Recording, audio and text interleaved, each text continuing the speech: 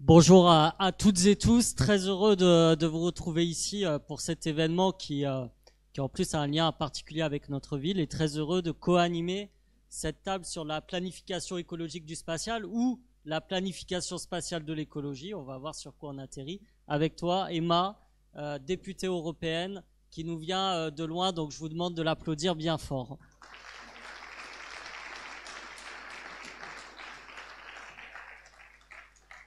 Alors, ça a été dit au départ, on commence en disant quelque chose qui, je pense, est partagé par tout le monde ici. Le ciel étoilé et le ciel de manière générale est un bien commun des espèces vivantes et singulièrement de l'espèce humaine. Un bien commun d'observation et de savoir accumulé. Les argonautes polynésiens, par exemple, avaient des chemins d'étoiles pour naviguer. C'est ce qu'on appelait les ruas. Ils s'orientaient selon des alignements d'étoiles et chaque île de Polynésie avait une étoile attitrée. Par exemple, Tahiti, c'était Sirius et Antares, c'était l'île de Raivavae. Et puis, le ciel étoilé, c'est aussi un lieu, ça a été dit par Jean-Luc, de rêverie et même, on pourrait dire, d'évasion, qu'on retrouve dans la culture populaire, que ce soit dans les livres, dans les films, dans les chansons. Tout le monde connaît au moins un objet culturel qui y fait mention. Moi, je vais vous citer une des dernières chansons que j'ai entendues sur le sujet. C'est celle d'un rappeur qui s'appelle Oh Boy. Et dedans, il raconte un peu sa vie en ville, à toujours courir après l'argent, à être un petit peu saturé. Et en fait, il dit qu'il aimerait bien se retrouver dans un endroit où je cite, les étoiles brillent. En fait, ce qu'il veut fuir, d'une certaine manière, c'est la pollution lumineuse. Il faut savoir qu'aujourd'hui, celle-ci augmente chaque année de 2% environ sur la planète Terre. Et que là où naît un enfant, où il peut observer à l'heure actuelle 250 étoiles, on estime que quand il aura 18 ans, il n'y en aura plus qu'une centaine qui seront observables à l'œil nu. Ce qui est une véritable problématique pour notre rapport au ciel, à nous, espèces humaines, mais ce qui est une problématique aussi pour le vivant et les espèces vivantes qui sont particulièrement parfois exterminées, voire très endommagées par la pollution lumineuse. Et c'est une problématique aussi de santé puisque ça touche le cycle circadien. Alors cette question de la dépollution du ciel étoilé, elle touche aussi la question de la dépollution du secteur spatial et c'est de ça dont on va parler aussi, Emma. Bonjour à toutes et à tous et merci beaucoup François. Effectivement, la question de la dépollution, elle touche aussi le secteur spatial lui-même et ça va devenir un enjeu de plus en plus central puisqu'on connaît une croissance du secteur spatial, notamment avec l'émergence de New Space et de la multiplication d'acteurs privés. Et justement, quand on parle d'accès à l'espace, eh bien, il y a deux chemins qui se dessinent. Le premier, c'est celui finalement de la prolongation du capitalisme jusque dans le ciel, avec justement eh bien, un secteur qui est mis au service de la guerre, des profits, de l'amusement des ultra-riches, avec notamment la question du tourisme spatial, ou au contraire la réaffirmation de l'espace comme bien commun, avec une vision qui est tournée vers la science, vers la coopération, vers la pacification de l'espace. Évidemment, pour nous, la question, elle est vite répondue. Et quand on parle de pollution, on parle notamment de la pollution dans les orbites basses, avec les déchets orbitaux, mais qui peuvent aussi venir sur Terre, et en l'occurrence dans l'océan et dans les abysses, puisque lorsque ces déchets, ces débris tombent, eh bien, vu que la Terre est composée à 71% de la mer, évidemment, ça atterrit dans l'eau. Et donc, évidemment, pour nous, comme je l'ai dit, on est pour l'espace comme bien commun et surtout, on réaffirme le fait que le spatial est un outil au service de la planification écologique. Ça a été dit, c'est un outil qui est central pour observer les dégâts du capitalisme sur l'atmosphère, sur l'océan, sur les forêts, sur la Terre, tout simplement. Et la France, elle a les moyens, elle a l'envergure, elle a la légitimité justement pour porter la question de la planification publique de ce secteur, mais elle n'en a pas aujourd'hui la volonté. En tout cas, quand on regarde au niveau européen, il n'y a pas cette volonté d'indépendance européenne dans le secteur, puisque rien que la semaine dernière au Parlement européen, puisque je suis députée européenne, on a eu à se prononcer sur une résolution. Évidemment, la France insoumise a voté contre, mais cette résolution a été adoptée et c'est pour autoriser le lancement de satellites européens Galileo depuis les États-Unis grâce, ou plutôt à cause, des fusées SpaceX d'Elon Musk, qui est donc un milliardaire libertarien états-unien, ce qui fait beaucoup de défauts pour un seul homme. Et donc c'est évidemment aussi une catastrophe pour l'indépendance européenne. Ça permet de contourner la base de Kourou, etc. Nous, on pense qu'au contraire, il faut multiplier les investissements en public, et notamment dans Ariane 6, et donc faire tout l'inverse de ce qui est en train de se dessiner aujourd'hui. Merci beaucoup, Emma. Alors, il y a évidemment la recherche du point de vue écologique, mais il y a aussi la recherche scientifique. Et je tiens à saluer ici à Toulouse, notamment Olivier Bernet, qui dirige un des programmes de recherche du télescope spatial James Webb, dont on a parlé tout à l'heure. Et le fait qu'on ait des chercheuses, des chercheurs qui sont en pointe sur la question de la décarbonation du secteur spatial. Je pense à Didier Barré, à Annie Hugues, et on a même, et je le salue, Philippe Perrin qui est là, qui est un astronaute toulousain qui nous fait l'honneur de sa présence. Alors, des chercheurs et des chercheuses, on va en accueillir maintenant, enfin surtout des chercheurs. D'ailleurs, c'est une problématique qu'on a eue. Je lance un appel sur le sujet de manière générale. Et je vais te laisser les appeler, Emma. Donc effectivement, pour discuter de tout ça, on est très heureux d'accueillir Loïs Miro, qui est chercheur sur les enjeux environnementaux liés au secteur spatial.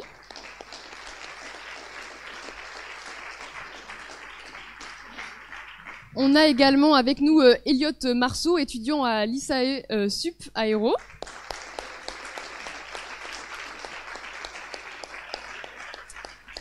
Damien Desroches, qui est membre de la CGT au CNES. Et enfin, Dorian Groll, qui est sociologue doctorant à l'EHESS.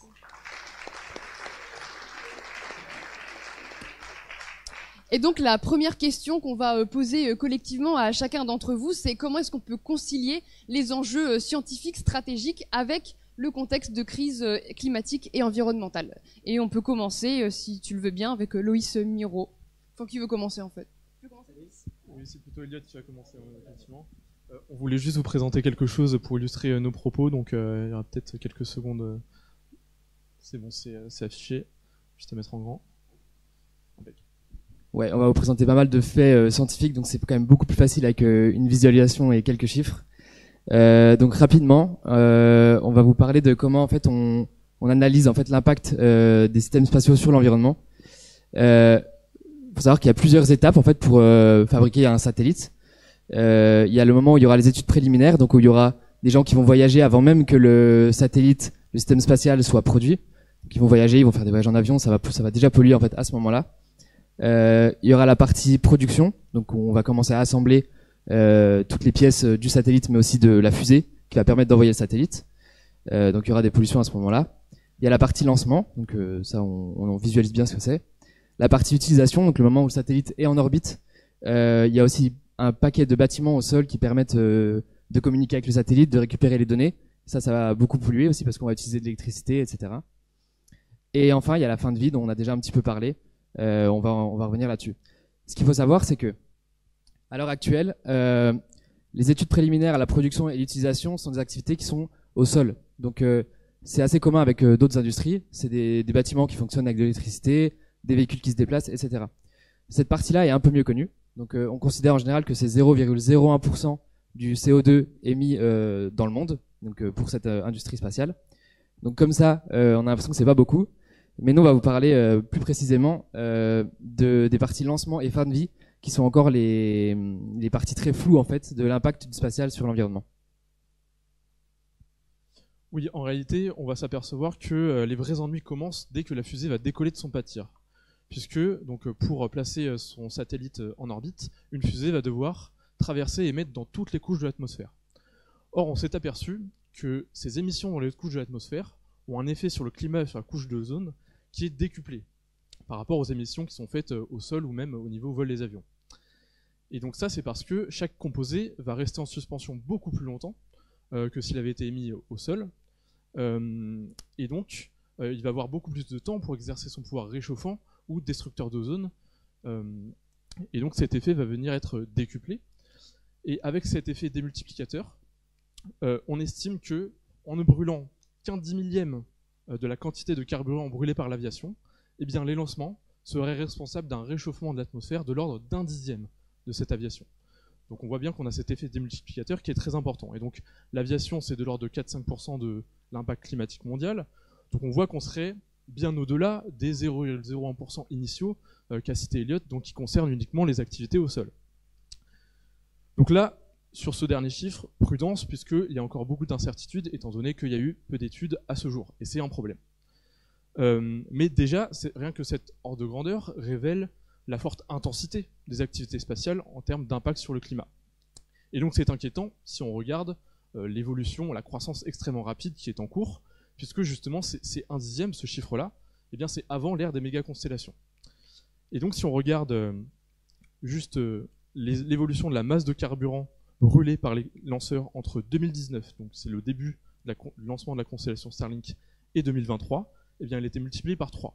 Donc c'est essentiellement à cause de Starlink, et donc tout ça va bien évidemment, si on ajoute, donc là pour l'instant on a 6000 satellites Starlink en orbite, si on doit atteindre 42 000 satellites de plus d'une tonne, ayant une durée de vie de 5 ans qu'il faut renouveler, donc si on ajoute à ça la constellation Kuiper d'Amazon, 3 constellations chinoises à plus de 10 000 satellites telles qu'annoncées, et on se rend compte qu'on arriverait quand même assez rapidement, probablement au niveau de l'aviation en termes d'impact sur le climat.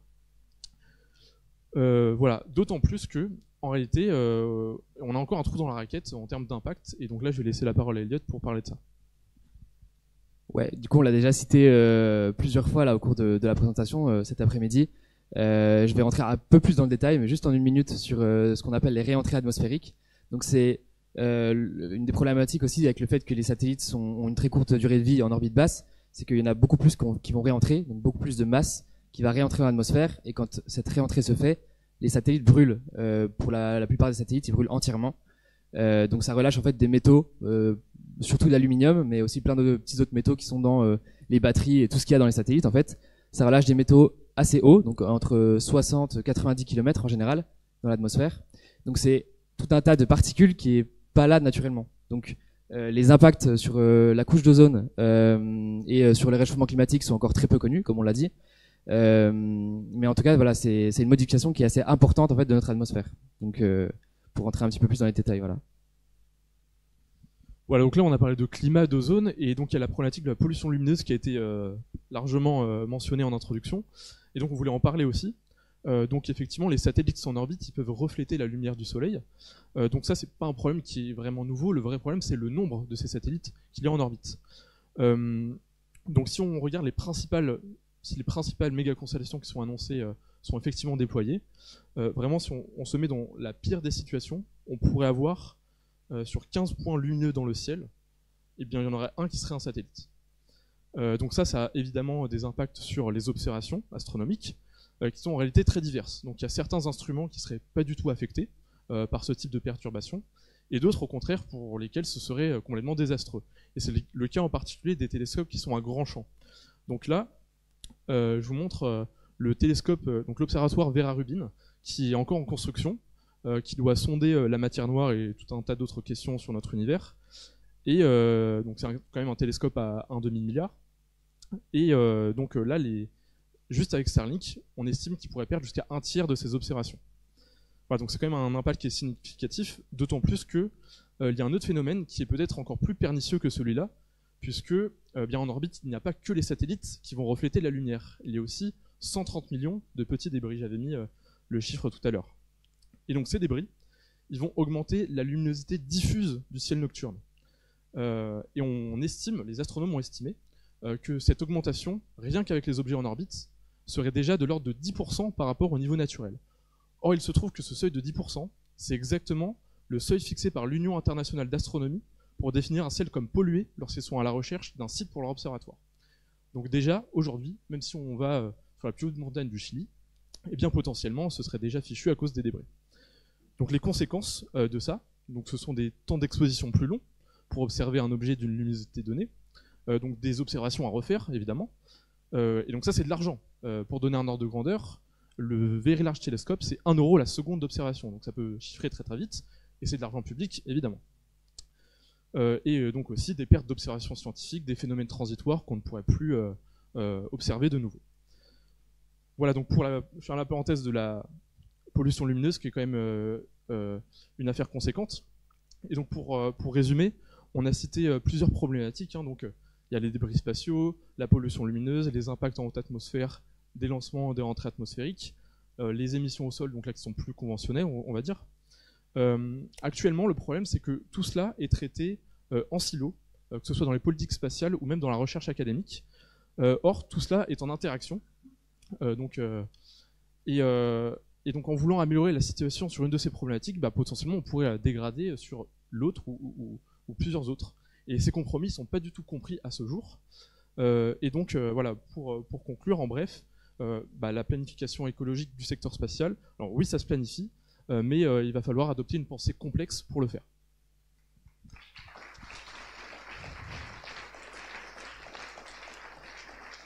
Merci beaucoup à tous les deux. Et Damien, je vais me tourner vers toi et je vais poser la même question. Comment, selon toi, concilier enjeux scientifiques et stratégiques dans un contexte de crise climatique? Bonjour à tous. Donc moi, je vais essayer de vous expliquer pourquoi il faut polluer dans l'espace et pour quelles raisons. Nos deux intervenants juste avant l'ont très bien expliqué. Hein, c'est pas anodin d'envoyer un objet dans l'espace. Et donc l'objectif, c'est pas que chaque milliardaire mégalomane puisse décider d'envoyer ses propres boîtes de conserve pour faire n'importe quoi, mais parfois, on peut être amené à peser le rapport bénéfice-risque et à vouloir quand même envoyer des objets. Donc c'est pas avec un coût environnemental qui sera pas négligeable, mais où on estime que ce que ça va apporter à l'humanité en termes de bénéfices vaut le coup. Donc c'est un des volets importants du CNES, notamment à Toulouse. Le CNES, il intervient sur plusieurs volets d'activité, donc l'accès à l'espace, donc c'est les lanceurs, le militaire, les télécoms, mais il y a deux volets qui sont très importants, qui sont l'observation de la Terre et les sciences de l'univers, donc tout ce qui est astrophysique, on va dire. Et donc ça nécessite d'envoyer des objets, des gros objets en général, dans l'espace pour observer la Terre et pour apporter des connaissances qui nous manquent. Ces connaissances, elles vont servir à plein de choses. Elles vont servir pour tout ce qui est météorologie, climat. Donc ça, c'est les satellites d'observation de la Terre. Mesurer les niveaux des océans, les stocks en eau, etc. Et donc ça, c'est une activité qui apporte à toute l'humanité et qui ne se fait pas au bénéfice de quelques personnes qui veulent s'approprier l'espace. Donc les projets spatiaux, historiquement, comment ça se passait les projets spatiaux au CNES? En tout cas en observation de la Terre et également dans ce qui est, on va dire, astrophysique. Le besoin, il partait des scientifiques. C'est-à-dire que les scientifiques, dans leur labo, nous disaient, nous, on aurait besoin d'observer tel corps en eau, cette végétation, ces niveaux de salinité, etc. Tant de jours par mois. Et donc, les scientifiques exprimaient un besoin et allaient voir le CNES. Et le CNES, il étudiait ces propositions en disant, techniquement, on est peut-être capable de faire ça va être plus compliqué, ça, c'est un challenge, etc. Et le CNES définissait des grands projets ou des petits projets, des projets spatiaux, et ensuite se tournait vers l'industrie comme support pour les réaliser. C'est comme ça que le CNES s'est construit pendant des décennies, comment ça a fonctionné, avec plus ou moins de difficultés et de défauts parfois, mais c'était la logique. Et on en a parlé tout à l'heure, on a eu notre changement de ministère de tutelle, et là on a vu les choses qui s'inversaient brutalement.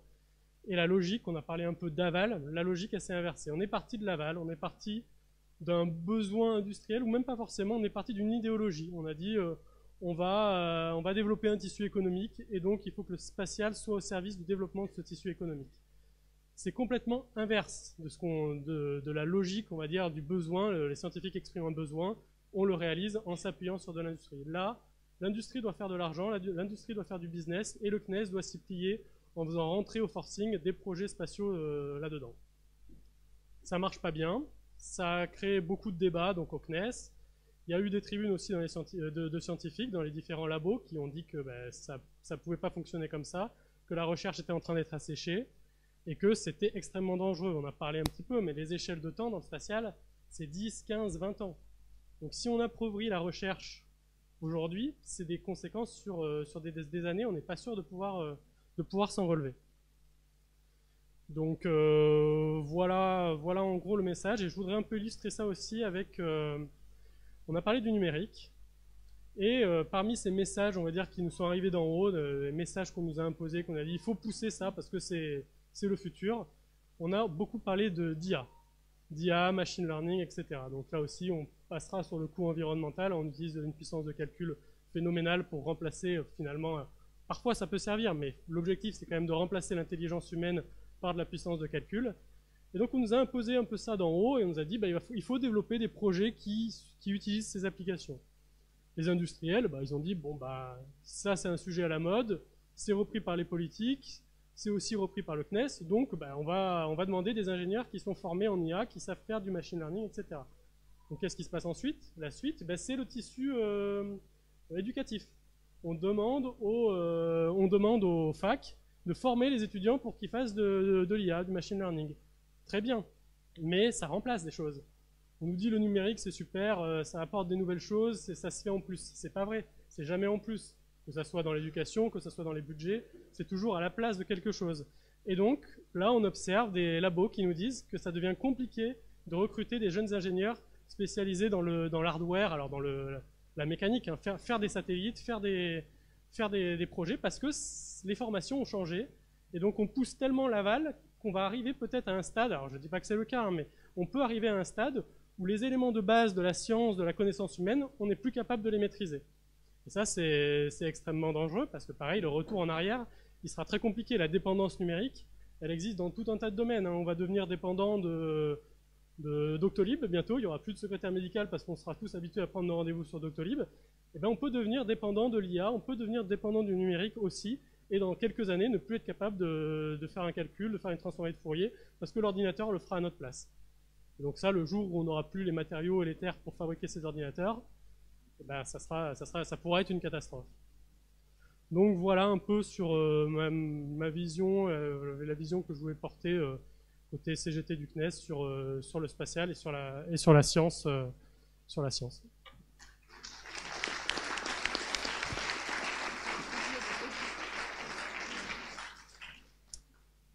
Merci beaucoup pour cette invitation. Moi, je vais continuer le discours sur les satellites d'observation de la Terre et reprendre cet élément dont on a déjà beaucoup discuté jusqu'à présent.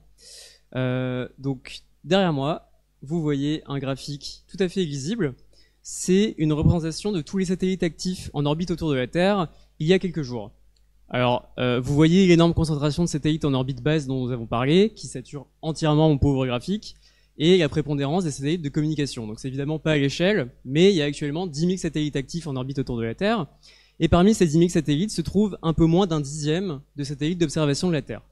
Alors, pour l'expliquer très simplement, un satellite d'observation de la Terre, c'est un satellite spécialisé qui embarque des instruments de mesure, donc des caméras, des spectromètres, des radars et j'en passe, qui sont capables de détecter des rayonnements réfléchis par la Terre. Et une fois analysés, ces données permettent par exemple, comme ça a été mentionné, de cartographier la surface du globe, de caractériser et d'étudier des phénomènes naturels, de mesurer des concentrations de molécules dans l'atmosphère, avec un avantage qui est non négligeable et qui est souvent mis en avant, c'est qu'on peut prendre des mesures partout, régulièrement, et donc alimenter des grandes bases de données qui permettent aux scientifiques d'étudier des changements sur le temps long.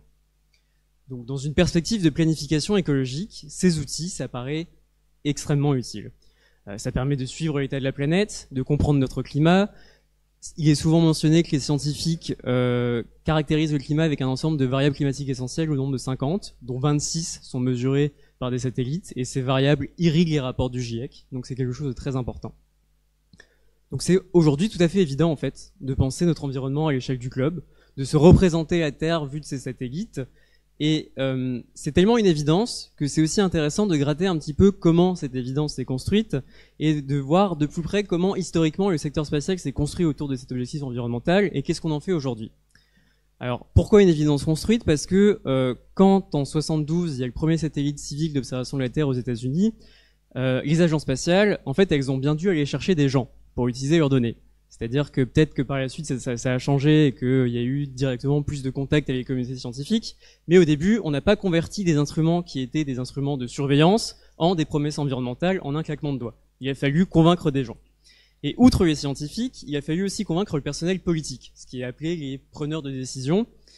Et ces gens qui, le secteur spatial se dit, pourraient accompagner pour prendre des meilleures décisions sur le climat, et ben en fait, de plus en plus, au fur et à mesure des années 80 puis 90, quand une conscience environnementale de l'environnement se développe, de plus en plus, le secteur spatial va s'adresser à eux, en mettant l'accent sur l'idée que les satellites permettent une gestion rationnelle de l'environnement. Et ça s'incarne dans une maxime: on ne peut pas gérer ce qu'on ne peut pas mesurer. Alors, en pratique, qu'est-ce que ça donne aujourd'hui? Cette idée-là, que les satellites sont utiles en dehors du cadre de la recherche, elle a fait son chemin. Et il y a beaucoup d'agences spatiales aujourd'hui ou d'entreprises qui cherchent à développer ce genre d'outils pour améliorer les capacités d'adaptation au changement climatique, à destination des gouvernements, des collectivités territoriales, des municipalités. On a parlé de quelques exemples avant. Il s'agit de cartographier dans des situations d'urgence à la suite d'une catastrophe naturelle, de suivre des feux de forêt, d'anticiper des crues, de détecter des îlots de chaleur urbains, de documenter l'érosion des zones côtières. Bref, tout un tas de choses qui permettent effectivement d'améliorer l'adaptation des sociétés humaines.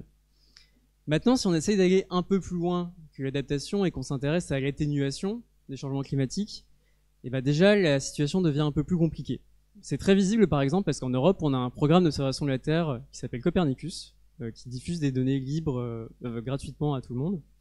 Et dans le cadre de son lancement en 1998, il y a tout un discours qui accompagne ce programme pour vanter le futur potentiel des satellites dans le suivi des traités environnementaux. En fait, on se dit « Ah, c'est super, il y a des satellites, c'est des juges neutres dans le ciel, on va pouvoir pallier le manque de volonté des États qui ne veulent pas dire s'ils s'engagent ou non, s'ils honorent leurs engagements ou non environnementaux, et donc on va pouvoir le faire à leur place via des satellites. » Donc ça, c'est une perspective superbe, mais qui est très vite balayée dès le début du programme Copernicus. Et en fait, aujourd'hui, les données satellites sont très rarement utilisées dans ce cadre-là. Donc en fait, déjà, on reste dans un cadre d'adaptation et on va rarement dans le cadre de l'atténuation.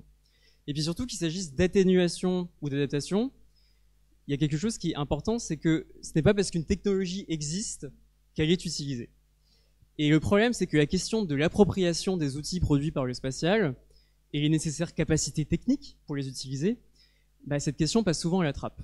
On propose des solutions qui sont pas assez souvent utilisables ou utilisées, malgré plein d'espoirs investis dans ce mode de gestion très technocratique des problèmes environnementaux. Et quand bien même ces outils seraient utilisés, en fait, il y a d'autres questions qui se poseraient alors. Parce que on pense par exemple aux données satellitaires qui sont présentées comme permettant aux populations habitant sur les zones côtières de prévoir l'évolution de leur habitat et d'adapter leur mode de vie. En fait, ces données-là vont se retrouver être utilisées par des assurances qui vont dire « Ah, mais en fait, cette zone-là, on va augmenter le prix de l'assurance, on va plus assurer du tout. » Donc en fait, on voit qu'il y a un problème quelque part dans la chaîne. Un autre registre de problème qui peut émerger, c'est que quand on a des applications qui sont développées par des entreprises privées pour améliorer par exemple l'adaptabilité d'une municipalité, et que c'est une application qui est commerciale et donc vendue à une municipalité, c'est-à-dire qu'il y en a d'autres qui ne bénéficient pas de cet outil.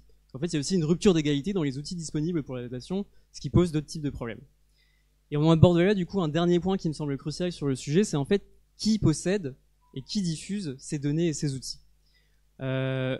Toujours sur le graphique derrière moi qui est toujours aussi visible, vous voyez qu'il y a des satellites qui sont répartis selon leurs propriétés publiques, privées ou militaires. Et en fait, il apparaît clairement que certains pays concentrent les capacités dans le domaine. On voit l'Union européenne, la Chine, les États-Unis qui apparaissent en haut du classement. Surtout, il y a plus de satellites d'observation de la Terre privés que publics aujourd'hui, ce qui pose d'autres types de questions. Et ce même phénomène s'observe du côté des applications, puisque la diffusion de données gratuites par les satellites publics, en Europe par exemple, est aussi conçue comme une manière de développer en aval un marché d'applications commerciales, avec un modèle économique en fait où la matière première, c'est vraiment des investissements publics. Et ça pose donc tout un autre tas de questions. Donc compte tenu de cette utilité des satellites et de leurs coûts environnementaux, mais aussi de l'augmentation importante de leur nombre en orbite, c'est pas incohérent d'envisager une voie à rebours de l'éparpillement des efforts avec le secteur privé, et plutôt d'appréhender des satellites, des systèmes d'observation communs comme des biens communs, comme en Europe par exemple avec Copernicus, pour défendre un programme qui diffuse largement ces données et qui est financé à long terme. Parce que ces satellites ont une durée de vie limitée et donc il faut constamment les renouveler pour s'assurer de la continuité des données. Bon, tout cela étant dit, il reste quand même un point important avec ces satellites, c'est qu'est-ce qu'on fait de toutes ces données. Moi, à travailler tous les jours sur ce genre de sujet, il me vient souvent en tête l'image d'une voiture qui roule à toute vitesse contre un mur. C'est-à-dire que grâce aux satellites, on comprend de mieux en mieux la trajectoire et la vitesse de la voiture. On mesure de plus en plus précisément la granularité du goudron et puis l'épaisseur du mur. Mais la voiture, elle continue de rouler. Et en fait, il me semble que s'il est clairement utile et désirable d'améliorer notre compréhension du climat et nos moyens d'adaptation, c'est pas en remplaçant un questionnement sur les structures productives de nos économies par une fois peut-être un peu trop optimiste dans les outils, dans les solutions techniques qui sont proposées à la crise climatique, que la voiture va commencer à freiner. Je vous remercie pour votre attention.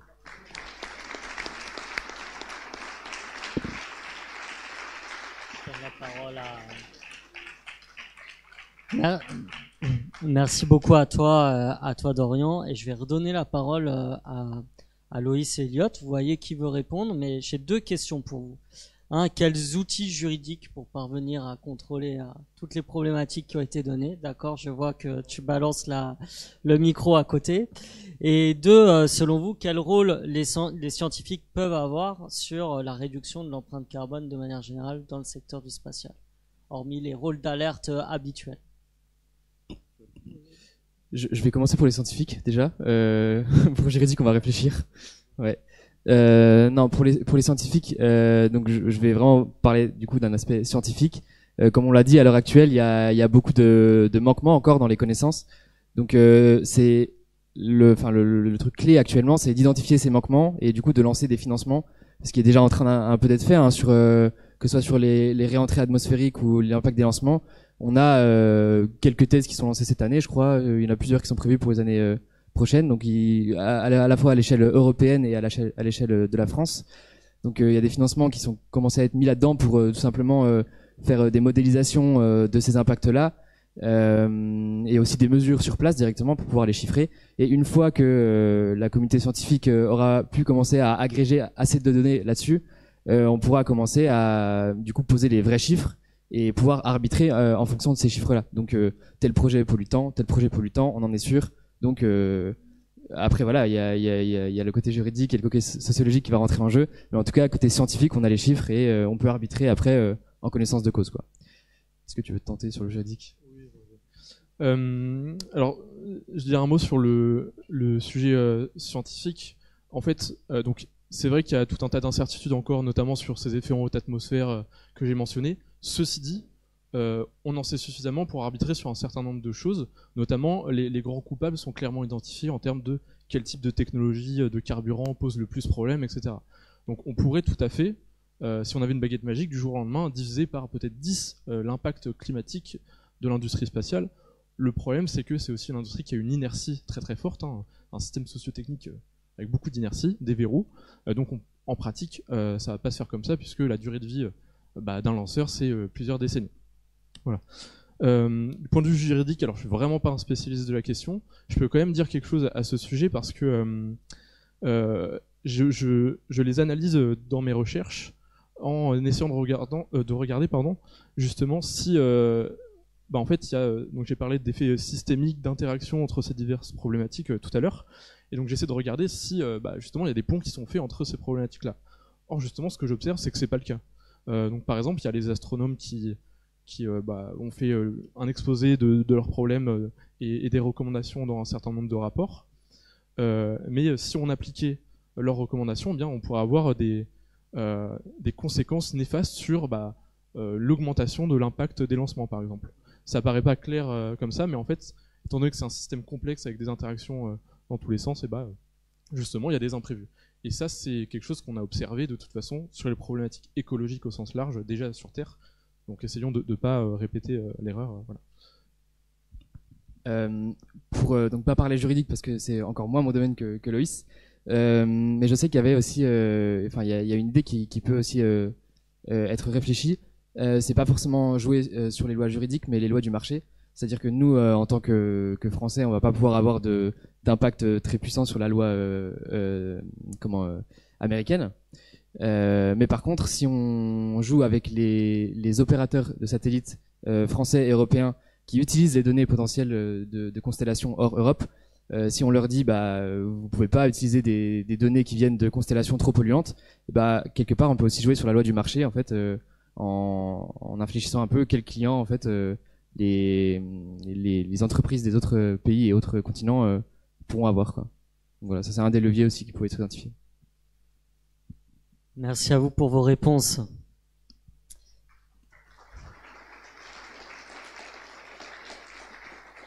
Et je me retourne vers toi, Damien, du coup, pour savoir quel rôle le CNES peut avoir dans la réduction de l'empreinte environnementale dans les activités spatiales.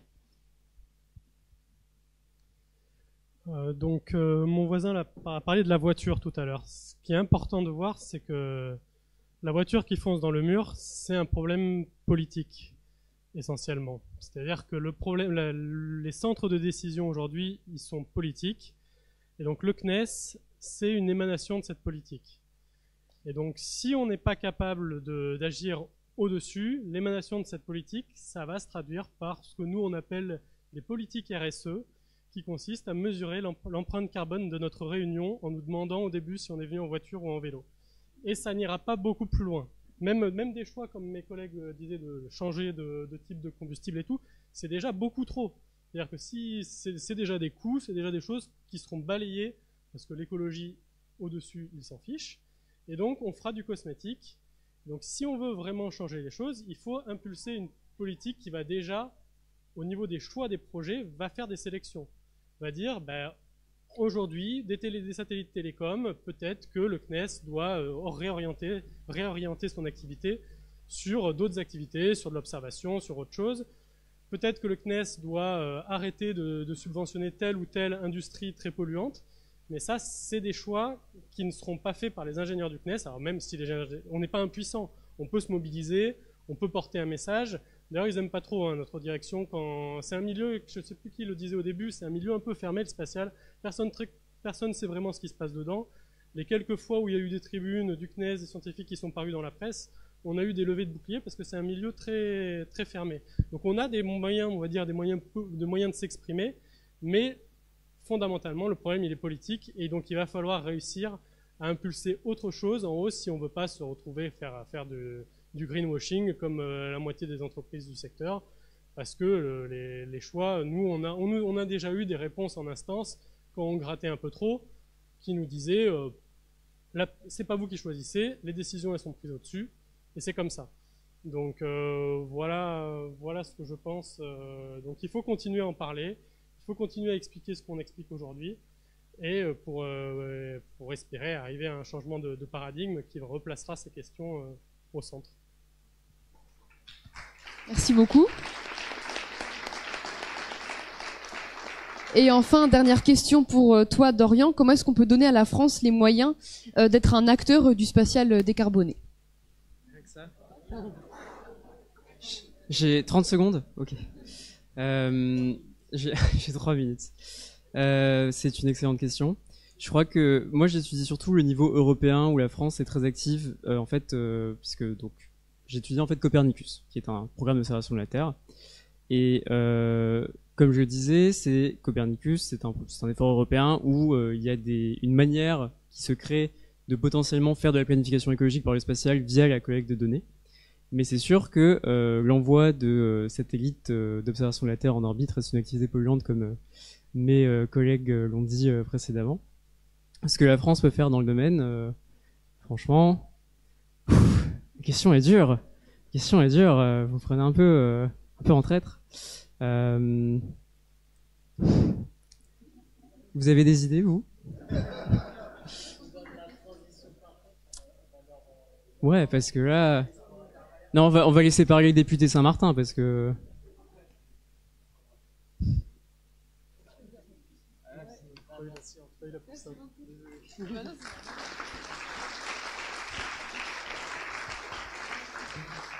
La transition est toute trouvée. On va accueillir la table suivante. On tient à vous remercier particulièrement tous les quatre. On sait que le temps est contraint et on les remercie d'avoir été aussi synthétiques et limpides.